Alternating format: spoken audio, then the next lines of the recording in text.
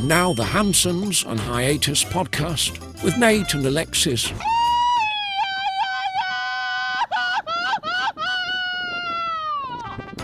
Happy Friday, fuckers. It's another episode of Hansons on Hiatus. I'm your host, Nate. This is my wife, Alexis. Hey, guys. How are you doing? Yeah, so not the happiest of Fridays, and they're not going to be for probably quite a while. This is episode number 32. And if you've been following us on social media, you'll know that last Sunday, Tiger passed away. And so that's why we aired that episode last week. That was a little bit early, that we recorded earlier because we were supposed to be taking him to Florida. And, you know, obviously that didn't happen. So we just need a little bit of time to kind of mourn, I guess, you know. So, yeah. And we're also recording this one a little early because we kind of made a last minute decision to fly to Atlanta, or actually fly to Orlando and then maybe drive up to Atlanta and see some friends. So we just felt like we kind of needed to get out of our, you know, space where, you know, everything kind of happened and take our mind off of it a little bit and be around some friends. Right. I think friends will help a lot. Everything here is Tiger. Yeah. So, so just real quick recap if you haven't been listening or, you know, missed a few episodes. Tiger, it's our 14-year-old pug. He suffers from CT, or collapsing trachea. Basically, the trachea just over time kind of, instead of being more of a circle, it becomes more of an oval, and they develop a cough or difficulties breathing. And he's been dealing with this, maybe a year? Yeah, it got worse a year ago. Yeah, He's always had like a little, the past few years, like a little tiny cough, like tickle, but yeah, the past year. Yeah, so we've been taking him to all kinds of different vets, doing tons of, you know, appointments because they'll try a medication and it doesn't work, and then, you know, we'll try a combination of these other ones. And he also has a slightly enlarged heart. Yeah, it didn't seem to be of a huge concern, but they put him on some heart medication. Yeah. They said it was due to his breed and then the CT, the coughing, so that can enlarge your heart, put stress on your heart, on your body. Right. So, so he's been dealing with this for a while, and we've just noticed in the last few months his cough has progressed. We used to be able to lift him up and, you know, get him to stop by holding him vertical, and it just recently, the last few weeks to the month, it just has not been doing the same thing. Anything we did didn't work. And we're in this group on Facebook for people with dogs with collapsing trachea, and this awesome community of people, 12,000 people that all have dogs with this, and there's different medications that people take in conjunction with other ones, and the ones that seem to work very well to like reduce the inflammation and the cough happen to not be sold in Mexico. Of course. Yes. Every other drug is here, but the ones that we need for our dog. Yeah, it's just not marketed. Yeah. So we've been just trying to figure out what to do. And if you've listened to the other episodes, I ran all over trying to find one of these medications that's sold intravenously or whatever, is intermuscularly. I don't know. It's a shot. So liquid. Yeah, it's you know, we put in a syringe and had to give him a shot in his back. So we were able to find that, but we just realized like we can't do this every day for the rest of his life. Like the medicine here was expensive. We didn't really want to give him the shot. We'd rather do the pills so we could do it throughout the day rather than one time a day. And so we kind of made the decision to go to Florida, right? Go to Florida. My best friend Chrissy has some good friends, Jess and Joseph. Thank you for recommending this specialist in Florida, in Apopka, actually, to go there. You were going to take him, since flights were a little pricey, you were going to take him by yourself and go see the specialist and get the 2 medications that we feel, you know, would help him.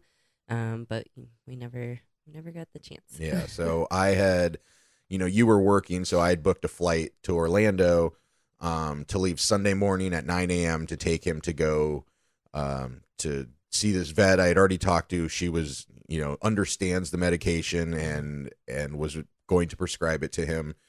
And Saturday, well, actually that whole weekend, he was being a little weird. He kind of had stopped eating his food, and we thought maybe that was because of just all the different medicines he was on. His stomach definitely hurt. He was being a little more picky what he would eat and what he wouldn't. He didn't want his dog food. Yeah, so so I made him some, like, I guess homemade dog food. It was just like ground chicken and vegetables and rice and stuff. He And loved it.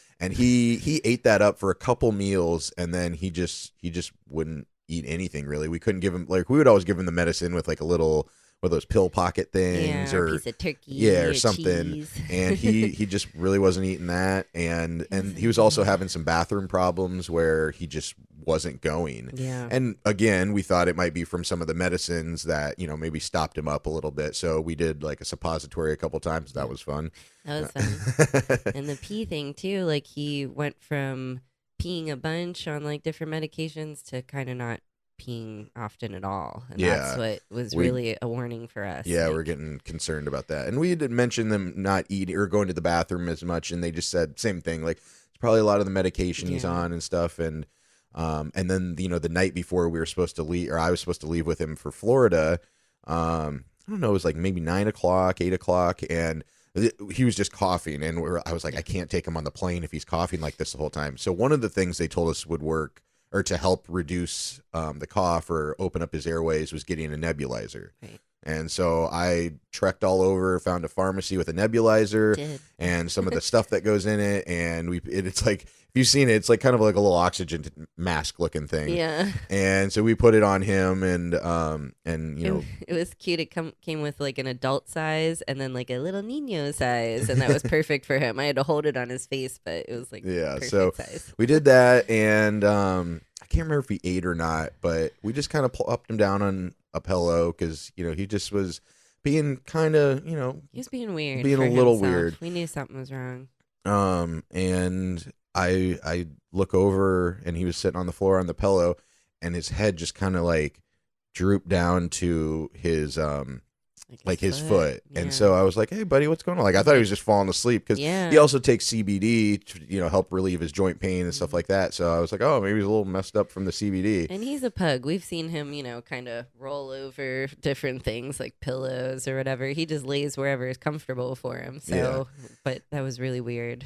Yeah. So I go over, and I was like, hey buddy, what are you doing? Are you okay? And I go to pick him up, and kind of by his midsection, and his head and his feet were just kind of limp. Ugh. And so I'm like, he's not, and I felt like he wasn't, I don't even know if I felt his breath, but I was like, he's not breathing. He's not breathing. And so I pick him up, I bring him over to you, and you're like, oh no, he's fine. And he was just very labored breathing. Yeah. Just really hard for him to breathe, you could tell. And he was just being a little like kind of drunk almost looking. Yeah. It was very weird, but you know, we weren't sure if it was from some of the medication or, you know, again, whatever. Like, he's just on so many different things, poor little guy. And his tongue kept like falling out of his mouth, like sticking out a lot more. That's What's very not normal for him. Yeah, he usually doesn't. He's not one of those pugs that has it like hanging out all the time. Like, he's a huge tongue, but it was just like hanging out. Yeah. So we're like, what's wrong? And you were holding him and trying to keep him up, and his just head would not stay up. Yeah. And I went over to him, and I was like, he's not breathing. And so we just started like losing it. And so we just kind of like, you know, you've seen some things like monkeys will shake each other to like jolt their body back into consciousness or whatever. So we were kind of like, buddy, like, you know, stay with us, wake up. And he kind of did. And then we were like, we should probably watch like a dog CPR video, because I mean, we should have watched it before, but didn't think we would ever need it. So we watched a YouTube video about it, and, you know, he was kind of like, you know, being weird as usual. And then he just like went over and was on, we felt him, and like, he's not breathing. So I'm like doing chest compressions on him, and You did really good. You really jumped in there, and it was so hard to really know if he was breathing or not, because he was just being so weird and like floppy. But you came in clutch. Like, I was holding him, and you did the chest compressions, and then we blew in his nose, and you did that 2 or 3 times, and he came back. He was okay, but then it wasn't great. No, every time he would come back, it was, you know, really, you could tell it was really hard for him to breathe. Like, really he was breathing through a tube, and we tried to, since his tongue was like hanging out, we were trying to like move his mouth so he could breathe. Like, breathe. And you know, this happened probably 2 or 3 times, and, you know, having to give him mouth to mouth, and just seeing him laying there, and It was a lot. It was really a lot. it was hard to see. And And so that happened a few times, and then you were holding him, and I don't know if you've ever seen pugs get their nails cut or come out of anesthesia, but they have this like terrible scream. It's like a screech. It's just like in my brain forever. And he just started screaming, and I just thought, well, maybe he, was kind of coming in and out of consciousness. I don't know. Like I don't know. And I don't know if he was in pain or if he was just I think he was scared. I think he was scared and confused what was going on. And for having trouble to breathe, he's got a set of lungs on him, because we thought the neighbors were going to think you were murdering me. He was screaming so loud. We were like, oh, my God. Yeah, so, but I felt like when I would grab his head and I was like, buddy, you're okay, you're going to be fine. And then he would stop. So I think maybe he was just scared. And so I sat on the floor with him and held him, and he just, would kind of, fall asleep and then scream, and you were calling everybody. And this is at Saturday night at like 2 a.m. Yeah. So everybody that I did get is either drunk or out or didn't comprehend what I was saying. But luckily some great people did. We messaged our building chat on WhatsApp, and everyone was so helpful. Everybody just, like chimed in, like, here's my vet, try this one, Googling for me. And then I'm trying to I just felt like I was wasting so much time, because I'm like, and we use WhatsApp here primarily. I can't just call Mexican phone numbers. So I'm like adding all these stupid numbers into WhatsApp. You have to add them before you can actually call someone or message them. So I'm like adding all these stupid numbers in, trying to call. And, finally my best friend, one of her friends, got a hold of somebody from their Mexican phone number. So one of the 24-hour vets answered with theirs, and they were like, we have an emergency, somebody's coming. So that was so helpful. And her neighbor Carla is so helpful. I woke her up, and she let us use her car to rush him to the vet. And it was a lot in a short amount of time. And so we didn't want to go to a emergency clinic if it wasn't 24 hours, because some of them will say this is an emergency clinic, but they're not open all night. And we didn't want to drive all the way there and then have be too late or whatever. So with the help of everyone, you finally got one that was open. And so we're like okay, let's go. And when we couldn't find anybody, and I was just sitting there, and I was like, this might be it. I didn't know what else to do if nothing was open. Like, what do you do? And he was just he was miserable. I was gonna take him to the people emergency room. I don't care. I'd drive up there and be like, you need to help him do something. Someone would have had to help do something. But so we get him in the car, and we rushed that. You put him in a towel. We rushed there, and he just sat with you the whole ride. And I think he only cried or screamed or whatever once or twice. Just a little. Probably bit. Just coming in and out again, hopefully. And he just seemed uncomfortable. He was making little noises. And so we get to this 24-hour vet, and you would not have known. I mean, it was a cement building with bars on the windows and stuff, and it was dark, and it was in a neighborhood. And so we knock on, there's a little buzzer, and then we knock on the window, and this lady comes down, and we're saying our dog is having an emergency, and she's like, come inside, come upstairs. And so we brought him. We brought him up on the table, and she didn't speak any English, and our broken Spanish, so she had a Google or Amazon Alexa kind of thing, and so she could say something, and then it would repeat to us in English. And so she was like, it was like, your patient is very sick. I need to stabilize him, and I'm gonna put this I'm gonna put an IV in now. So she was very good with explaining what she was doing, and she said he was very dehydrated. Which is weird because he loves water. I mean, he was on a diuretic, so he was just chugging water. He drinks water all day long. I give him cocoa water. We try and give him little freezy, treats and stuff that keep him hydrated. It just wasn't enough. And so she did that, and this was about 2:30, 2:45. She was lovely. And in the morning, and so she was like, I think I need to keep him overnight. Why don't you guys go and get some rest and come back at 9 a.m. And so we're thinking, if it was just a couple hours, we probably would have just sat there. But she was like, I'm stabilizing him. He's just laying on the table, and he was kind of out of it, really. He wasn't looking around what's going on. He was just laying there, just struggling to breathe, really. and they put, some other stuff in his IV to like, help get him going and everything. So she said, come back at 9 a.m. and, that's like 6 hours from then. She's like, I'll call you if anything, Or if anything major happens. If anything happens, we'll call you. Okay. And so he was laying on the table, and we gave him little kisses on his head, and we said we loved him and we'd be back. And so we went home and, it was hard to sleep, but got a couple hours of sleep. And about 7 a.m., the vet called you. Yeah. Said that she was just so sweet on the phone. She was just like, I'm so sorry. He died. That's what she said. She's like, he went into cardiac arrest and he died. So he didn't get Yeah, so we were supposed to leave for Florida in 3 hours. Yep. When he passed. I just feel like he knew and was saying no more. Like, I'm done.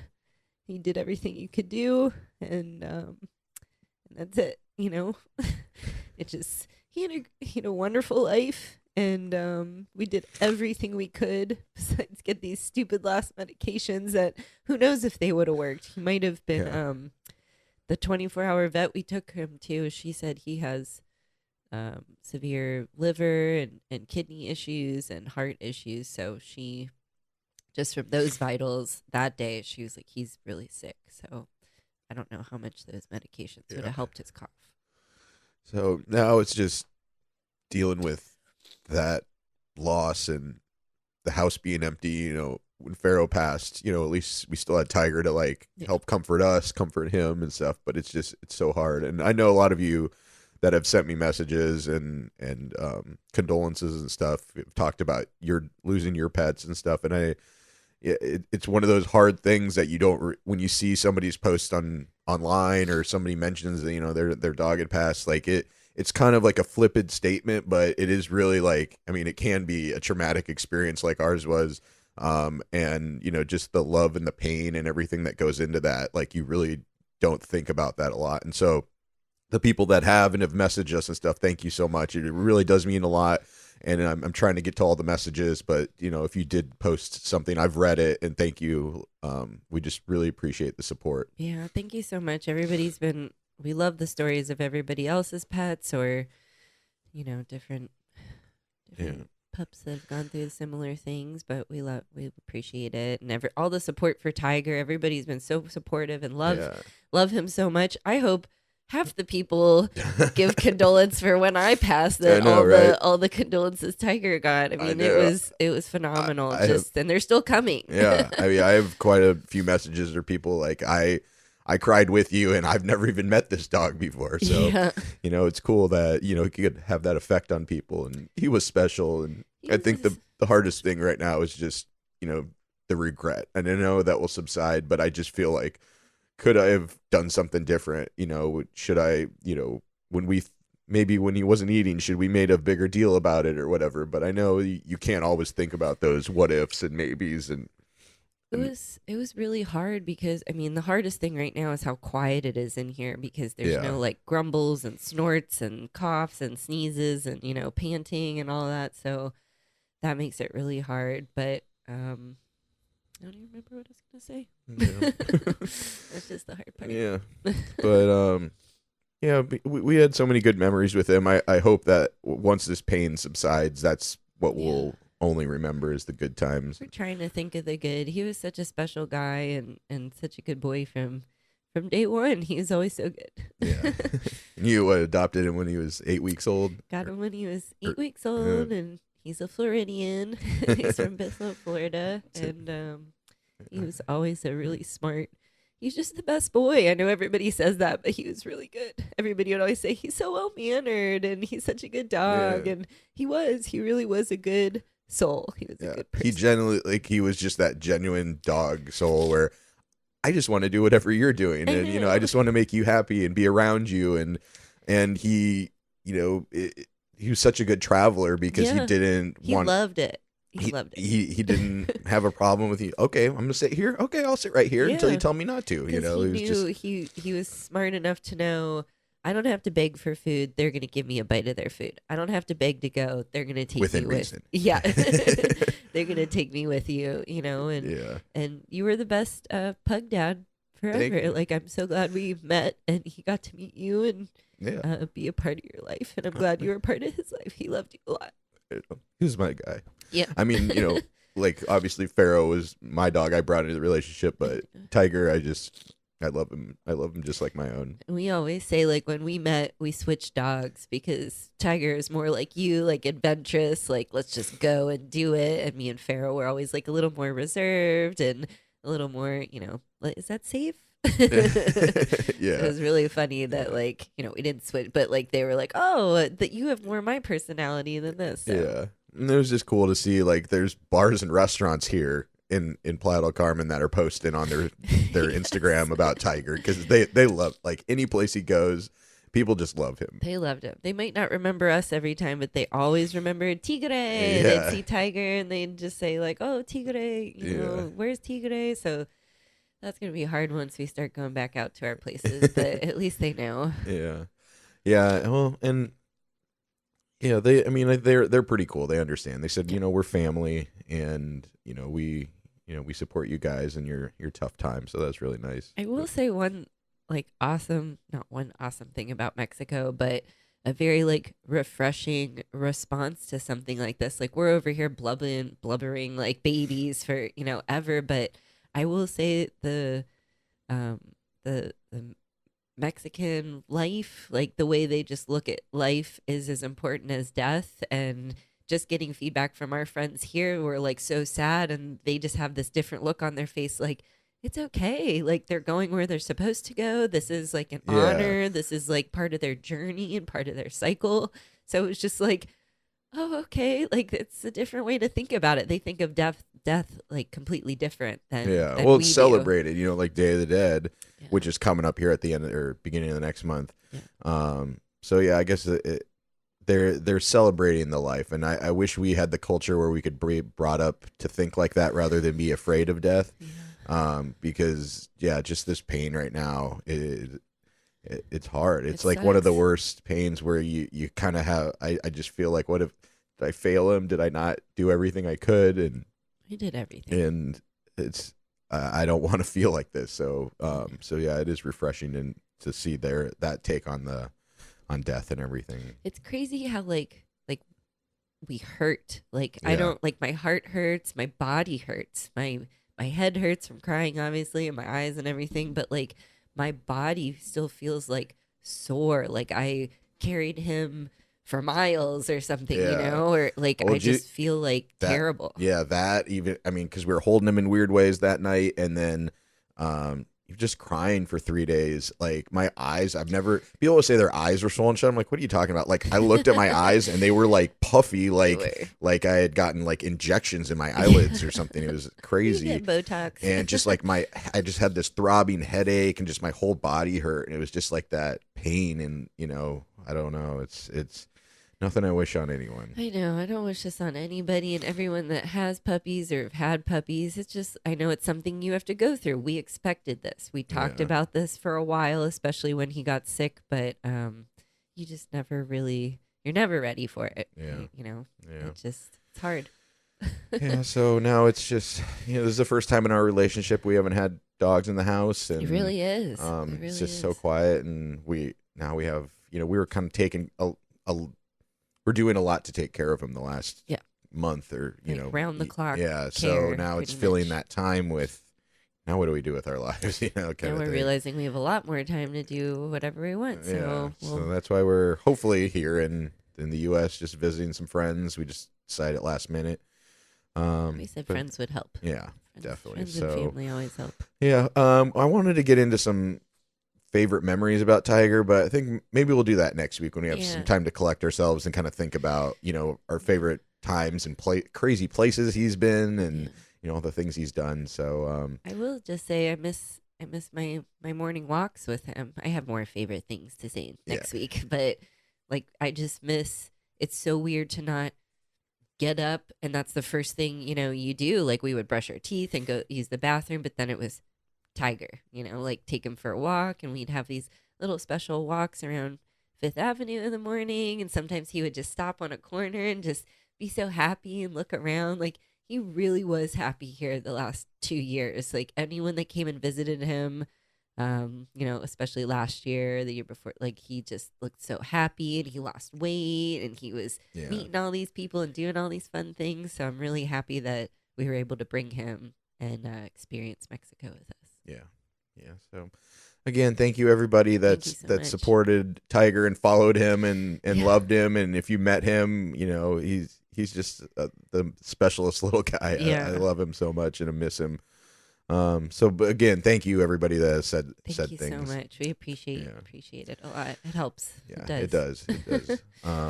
But anyway, all right. Well, we're gonna go ahead and get out of here. If you'd like to support the podcast, buymeacoffee.com/Hansons on Hiatus. Follow us on Instagram, Facebook, or Spotify and YouTube. Hansons on Hiatus, and let's get this weekend going, I guess.